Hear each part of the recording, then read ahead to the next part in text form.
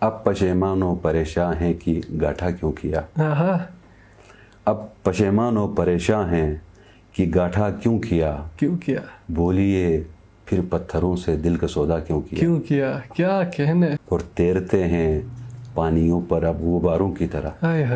کیا کہنے. تیرتے ہیں پانیوں پر اب غباروں کی طرح. سوچتا ہوں پتھروں نے خود کو ہلکا کیوں کیا. کیا کہنے. بہت خوب. اور ساتواں در آٹھواں رنگ آج تک پردے میں ہے.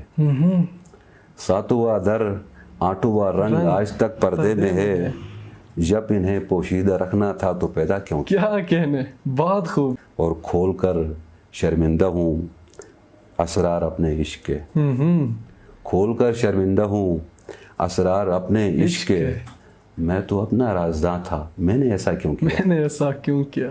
اب پشیمان و پریشاں ہیں کہ گاٹھا کیوں کیا. کیا. بولیے پھر پتھروں سے دل کا سودا کیوں کیا. بہت خوب.